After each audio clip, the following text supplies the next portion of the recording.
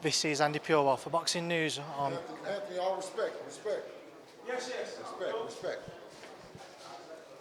You're a dog. Lions always in the camp, forever in the camp.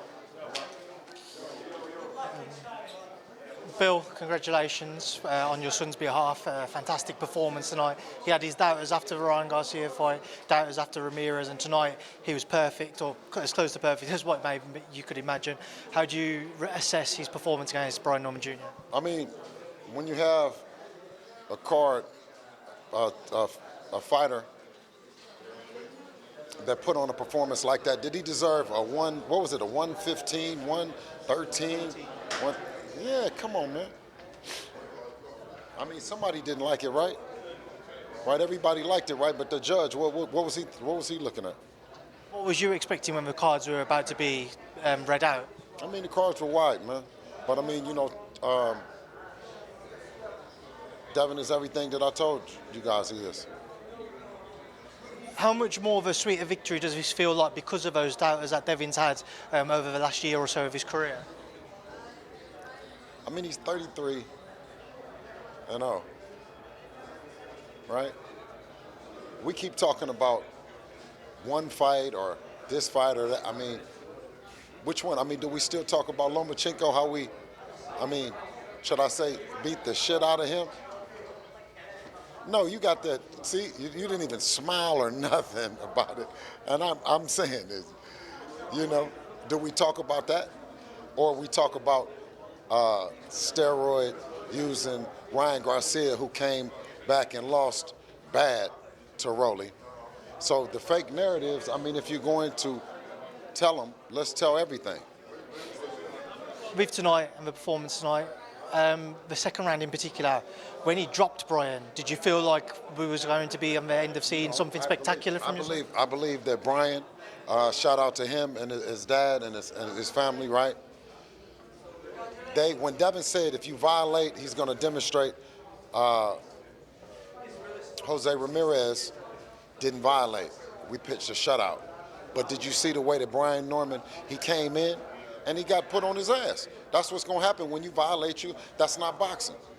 You know what I mean? But so I feel, and I will continue to say, it's easy to disrespect him on that side. But when you get in the ring with him, it's a total different thing. It was obviously a very fiery build-up between the families. I spoke to Brian Norman Sr. after the fight, and he was very respectful, and he admitted the better man won tonight, regardless of kind of the build-up to this fight. Is that somewhat respect there between the families because both of your sons got in the ring and they've put it on? I'm going to make an announcement for real. Shout out to Brian Norman Sr. and Jr., you dig? But all the rest of you, stay on that side of the fence, you dig? Yeah, and that's it. Ready? This is Andy Purewell for Boxing News. I'm joined by Brian Norman Sr. here in Saudi Arabia. Brian, not to be tonight for your son, came into this week, a lot of people were thinking that he was going to produce quite an emphatic finish. I know you guys echoed those calls. Wasn't to be tonight. How do you reflect on that fight with Devin Haney? I mean, it was Devin Haney fought a very crafty, smart fight. He did what he did. He was fine on all cylinders. Brian Norman Jr. didn't seem to be fine on all cylinders, or whatever it's from what I've seen him do, or whatever else. And we can count that to Devin, or we can credit it to Devin, or we could credit it, to whatever. You know what I'm saying? But the bottom line is what happened. No excuses on this side. Devin Haney is a great fighter. He did what he did. He came out. I mean, it's mano a mano in that ring. It's just two people in that ring. So he came out, did what he did. He got the victory, and can't get nothing but respect that. Obviously, a lot of people, from looking online as well, felt that maybe your son picked up the first round, but then the second round came as a bit of a shock to see Devin drop your son. What went through your mind in that moment, and how much of an influence did that second round, you think, have on the coming rounds? Yeah, I think that's probably what set the tone that made him maybe not want to punch. Because I always say, if anybody listen to me, I always tell you, power is what make you not fight like you fight. You understand what I'm saying? You just made me think about that. So that might have been what it was that had him not wanting to punch. That might have been what it was that had him not wanting to throw like he threw or whatever else. Because after the knockdown, after that round, I felt like he was fine. Like he was the same. talking to him in the corner, he was alert. He could do the things he could do or whatever else. Like I said, to me, it just wasn't firing on the cylinders. Maybe somewhere in the back of his mind, the knockdown got to him. I don't know. But as far as the fight itself, after the knockdown, I think he was fine. With the sequence of punches that produced that knockdown, what did you think and why kind of your son allowed that to happen? I don't think it's really an allow it to happen. I don't think he really allowed it to happen. Right. I mean, I like to give credit to the other fighter because there's two in the ring. Like I said, it takes two. So the other fighter can create that kind of situation and make it happen or whatever else. And he found a good shot. It's boxing. Anybody can get hurt. Anybody can get clipped. I always say it.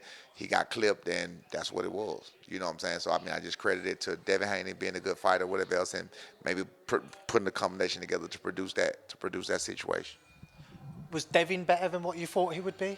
Absolutely. He was a lot better than what I thought he would be. He was a lot stronger than I thought he would be. He was, he was a lot better than I thought he would be, bottom line. Yeah, definitely. It seemed as though maybe in those final few rounds that your son did start to grow into it and started to have more success. Is this just a case of maybe then he realised that maybe the fight was getting away from him and he needed to try and find something? Answer that question.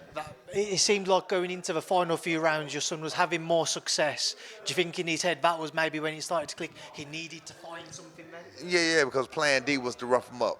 But the roughing him up part came with the roughing him up part is what Haney wanted because he just wanted to clinch anyway.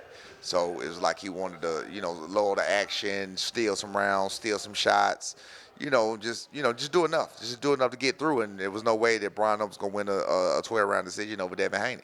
And everybody knew that coming into the fight. So it is what it is.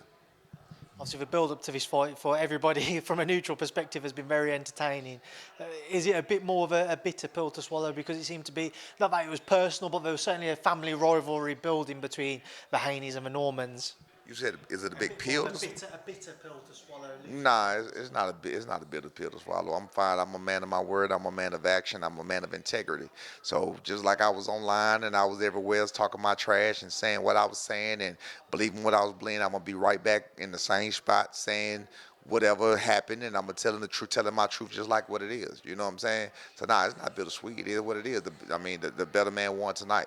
He was the better man. He came out with a better game plan. His game plan work for him, and you ain't gonna hear I ain't no running and hiding for the people who thinking I'm going away and thinking I'm gonna be missing. I ain't gonna be I'm not none of that. I'm sure first things first, you just want to get back home and kind of reflect on the entire situation, but in the immediate aftermath, is there kind of a thought process now as to where next for your son? Say it one more time. Is there a thought process taking place now as to where your son goes next? We already spoke with Top Rank. They said we're just going to take a little time off, then we're going to come right back. You know what I'm saying? Like I said, the good thing, same thing, called me already, expressed the same thing, saying that, Brian Norman is young. So, of course, you know what I'm saying, that it's not like if he was 31, 32, dealing with this type of situation may be a little different. He's 24 years old. He'll be 25 tomorrow. So, with that being said, I mean, he got a long way to go. You feel what I'm saying? As long as you learn from the loss, it's not a loss. Well, Senior, commiserations to yourself, to your team. I have no doubt your son will be back and have a strap around his waist in the near future. Thank you for your time this week, and safe travels back home to the America. Thank you, bro. Thank you. All right, thank you.